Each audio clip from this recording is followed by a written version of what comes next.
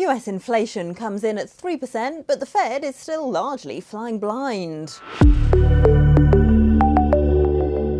This is Macro Matters, and we're talking the US shutdown. Well, it's the first official piece of data we've had for more than 3 weeks, and inflation rose a bit less than expected in September to 3%. Of course, that's only half the Federal Reserve's mandate. The other side, the labour market, remains a black box with federal statisticians on furlough.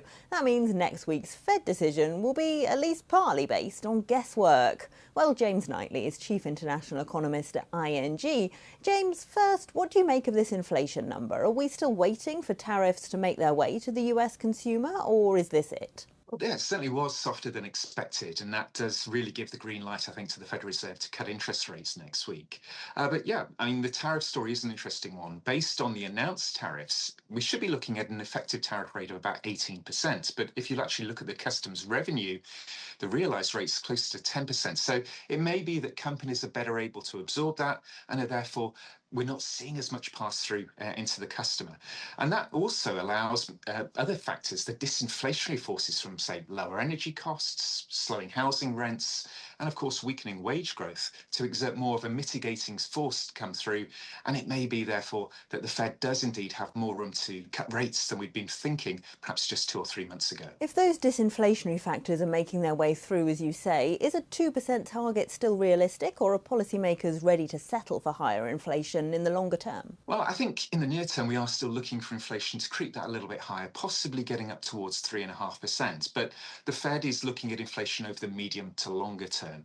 And there, I think those disinflationary forces will get us down there, perhaps by the latter part of 2026. And as you already suggested, the Fed has got this dual mandate. They've got to maximise employment as well as maintaining price stability. So you've got to optimise policy for both of those goals. And given the story on the jobs market isn't looking quite as rosy as it did perhaps in the early summer, the Fed, I think, is now starting to recognise that moving policy that little bit closer to neutral is a sensible step. The Fed, of course, has no official data on the employment market for the last several weeks, but what do you think is going on under the hood of the US labour market? Well, we are still getting third-party sources. So one of those is from the ADP. Now, they're a payrolls processing firm, and they should have a really good sample of what's going on.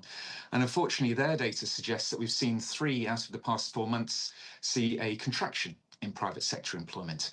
We've also got to remember that the Federal Reserve is also working, and they are going around speaking to different groups, different employers' federations, trade associations, and they too are noticing a cooling jobs market. So we're not completely flying blind. We've not got the most optimum set of data, but I think there's still enough there for the Fed to choose to cut rates next week. Might we discover then, after the shutdown, that the official data is worse than that picture suggests? Will it suggest perhaps that the Fed should have moved more quickly? That is a possibility, and we've already seen through much of this year ongoing downward revisions to the initial jobs prints that we've been getting through. So there is this sense that the sampling that the Bureau for Labour Statistics has been done hasn't been quite as good as we would have liked, and therefore we do get this general sense that the narrative around the jobs market is softening more briskly, and that does, as I say, require the Fed to get ahead of this and cut rates quite quickly, we think. Is the shutdown now a risk to the US economy in itself, given how long it's dragging on? Could it lead to further job losses? Yeah, that is the risk. I mean, historically, government shutdowns don't last that long, perhaps a week, but we're now into the 3rd week, and that means we've got 3 million people that have not been paid.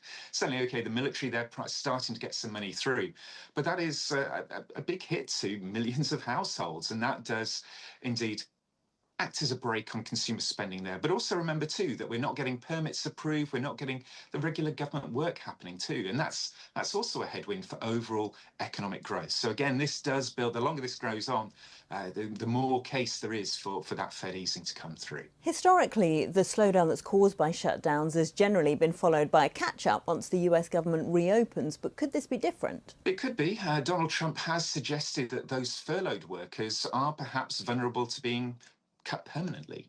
And if we do see some substantial cuts coming through from there, that too, as I say, means it could be a more impactful shutdown than we've seen in recent history. That was James Knightley of ING. Don't forget, you can watch more videos on Reuters.com.